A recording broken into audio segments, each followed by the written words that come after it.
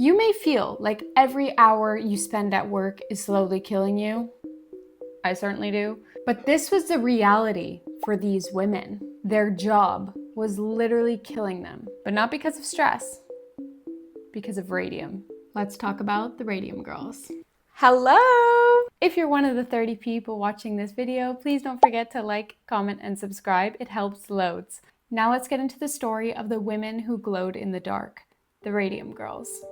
Back in the 1900s, radium was considered magical. It was discovered in 1898, it was rare, it was expensive, and people were talking about it. People believed that radiation would have incredible medical possibilities. They loved this stuff so much, they started putting it in everything. Cosmetics, toothpaste, drinking water. They thought it would help improve people's health. Radium is highly radioactive, by the way. It basically damages cells. We're kind of made up of that, so it's not good for us. But back in the 1900s, they did not know this. And that lack of knowledge had devastating consequences. During World War I, glow-in-the-dark watches became the big thing. They discovered by mixing radium with a few other ingredients, including zinc, they could create a glow-in-the-dark mixture. And so by painting it over the numbers, these watches became glow-in-the-dark. So now soldiers could still read their watch in the dark. Very useful. In order to create these watches, they needed people who were good with small details. And most of the men were gone at war, so who did these jobs? Women. Mostly young women and teenagers. For many, this was considered a fantastic job. It was pretty clean, and some thought it was kind of fun. In fact, they were encouraged to have fun with the paint. These girls were painting their nails, their teeth, everything with this glow-in-the-dark magic paint, not knowing the disastrous effects this would later have on them, because they were exposing themselves to dangerous radioactive substances every day. To add a sprinkle of even worse to this story, there was a technique they had to use when painting the tiny numbers called lip pointing. They were taught to place the paintbrush between their lips to create a fine point at the end. I do this myself when painting.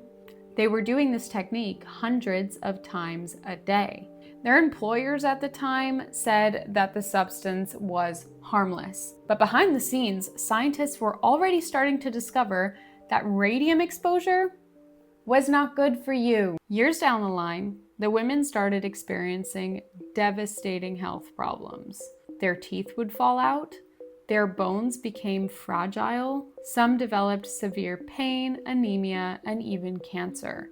And the doctors, they were puzzled because why were these previously healthy women becoming seriously ill suddenly? But then the horrifying connections became clear. The glowing paint had poisoned them from the inside. By 1927, more than 50 female workers had died from this exposure.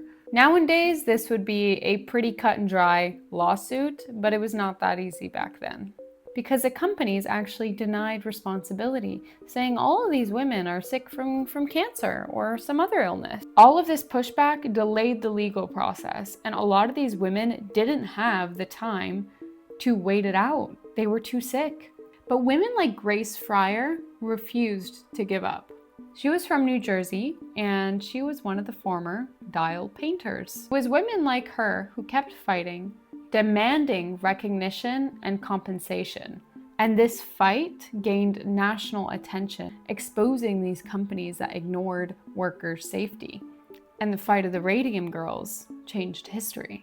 Their lawsuits helped establish safer workplaces, holding companies accountable for protecting their employees. Let me know if you've heard about these women before. I hadn't. Apparently there's a film. Have you seen it? Is it good? Comment down below what you think of this story.